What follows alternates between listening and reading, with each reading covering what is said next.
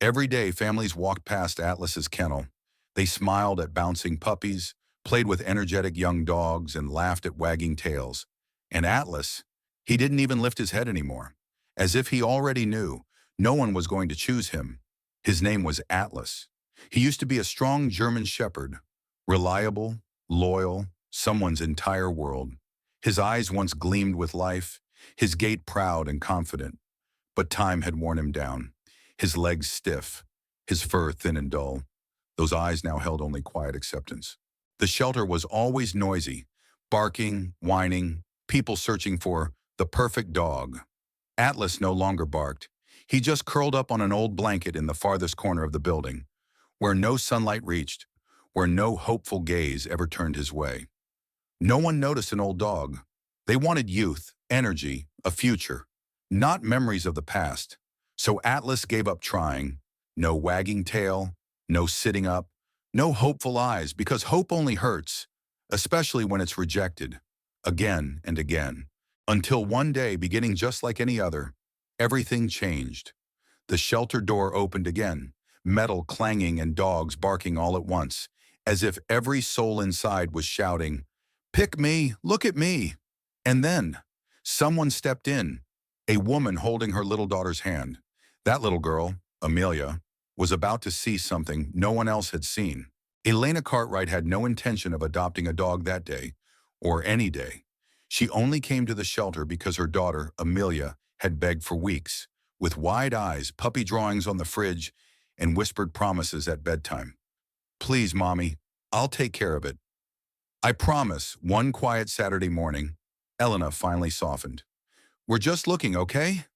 We're not bringing anyone home," she emphasized. "I know," Amelia cheered, still gripping her mother's hand tightly, as if holding on to hope. The shelter was exactly as Elena imagined, loud, chaotic, filled with non-stop barking and wildly wagging tails behind steel bars. Amelia laughed when a small dog spun in circles, trying to bite its own tail. But then, she slowed down, stopped at a dark corner. "Mommy," Amelia tugged Elena's sleeve, "why isn't this dog barking?" Elena crouched down. In the dim hallway light, she saw Atlas, still as a statue, head resting on his front paws, eyes barely open, breath barely there. And in that moment, the noise faded. No more barking, no footsteps, only silence, and a first glance. Amelia pressed her face to the bars, small hands gripping the cold steel. "Why is no one with him, Mommy?" A shelter worker paused, speaking gently. "That's Atlas. He's been here for over a year." "A year?" Amelia's eyes widened. "He's old. Came here after his owner passed away. The family didn't want to keep him. They just left him," she whispered. "We tried to find him a home, posted online, reduced adoption fees, but people usually want puppies, dogs that jump and play." Elena felt her chest tighten, not from pity, but a quiet ache only a mother might understand. "I just want him to know I see him," Amelia whispered, reaching her tiny hand through the bars, palm open like a soft hello. Atlas didn't lift his head, didn't move, didn't react like the other dogs, but his eyes flickered, slowly, just enough to know he had seen her. His nose twitched. He took a shallow breath, tentative, toward Amelia's fingers. Not close enough to touch, but it was the first gesture. A little curiosity and a lot of caution. The shelter worker stood silently beside them. He usually doesn't react at all, just lies there. Amelia looked at her mom, eyes more serious than her young years. "He's not mean. He's just scared." "I want to meet him," Elena said, voice barely a whisper. "Out of the kennel?"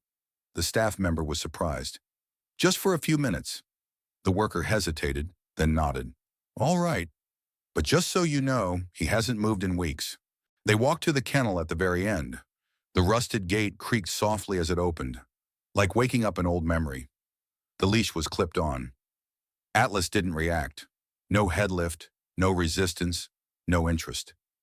He simply lay there, as if all emotion had been drained long ago. "Come on, old buddy," the staff coaxed gently. "Want to go for a walk?" Nothing, not a twitch. The room seemed to hold its breath. Elena knelt beside the kennel, her voice gentle like speaking to a wounded child. It's okay, Atlas.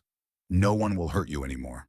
Beside her, Amelia sat on the cold floor, her dress touching the concrete. We'll go slow, okay? There's no rush. A moment passed. Then, slowly Atlas stirred. One paw slid from the blanket. His body trembled, not with fear, but with joints trying to remember something familiar. Standing, one leg, then the other. His thin frame wobbled, nearly collapsing. But Atlas tried. One step, then another, then stopped. No one spoke, because for a dog who had forgotten how to hope, 2 steps were a miracle. Amelia smiled, didn't rush, just held her hand out and waited. Atlas looked at her, a glance barely a second long, but enough to show something was returning. Not strength, but trust. Elena watched closely. Her eyes never left the trembling but determined figure of Atlas. Each slow step echoed deep in her heart. Maybe they don't need to recover, Elena whispered aloud. Just a place to rest. The shelter worker blinked. You mean? Elena nodded, smiling warmly but firmly. Yes, I want to take Atlas home. Silence spread, as if time needed a moment to catch up. Amelia gasped, her eyes shining. Really? Elena turned to her daughter, nodded again, slow, certain. He may be old, he may be tired, but he's not invisible, not to us.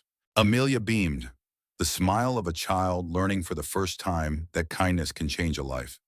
She stepped closer, gently placed her hand on Atlas's head. He didn't pull away, just stood there, as if relearning how to trust. That afternoon, the adoption was finalized in silence.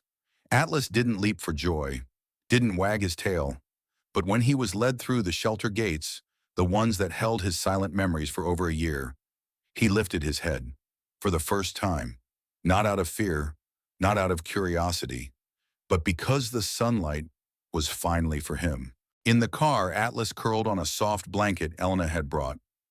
No barking, no trembling, no resistance, just quiet breathing, as if he couldn't yet believe it was real. That a day like any other had led him to a place called home. When the car stopped in front of a small house on a quiet street, Elena opened the door and knelt beside Atlas. We're home now, old friend. Atlas slowly lifted his head. His ears, drooped from age, twitched, like he heard something distant but familiar. No one pulled. No one pushed. He looked. Then step by step, Atlas got out of the car. Still shaky, still slow, but something had changed. In front of him was a small yard, quiet and warm. A new dog bed on the porch, with soft cushions, the scent of sunlight, and a clean blanket folded neatly. A fresh bowl of water beside it, as if someone had thought of him before he arrived. Elena opened the front door. Atlas stopped at the threshold. No more bars, no more cold concrete, no more barking or voices shouting, "Pick me." Only silence, the kind that feels safe. You're safe now, Elena whispered, kneeling beside him, and Atlas stepped inside. Not fast, not steady, but this time, his steps weren't held back by fear. He didn't lie down immediately. Instead, he slowly walked around the house, sniffing corners, chairs, hallways, not to test, but to believe. Then suddenly, Max stopped in front of Elena. He looked up, his gaze softened, then gently leaned into her legs. Elena paused, didn't speak, just bent down, her hands slipping into his coarse, time-worn fur.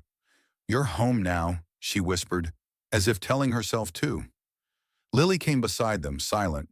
She didn't call or push, just wrapped her arms around Max's thin body, like cradling something fragile yet priceless. And Max, he didn't pull away, didn't resist. He let them hold him. That night, Max curled on his new bed beside the fireplace. Soft cushions, clean scent, warm light flickering through the glass. He breathed steady, slept peacefully, and then his tail wagged, lazy, slow, but enough. Because for a dog once forgotten, he had been seen. A little girl had asked, "What about that dog?" And that question changed everything. Max wasn't broken, not a discarded thing.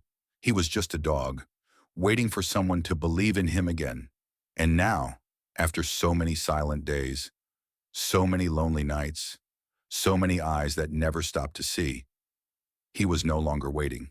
He was finally home. If you ever see a forgotten soul, don't look away. Maybe your gaze is all it takes to change someone's life.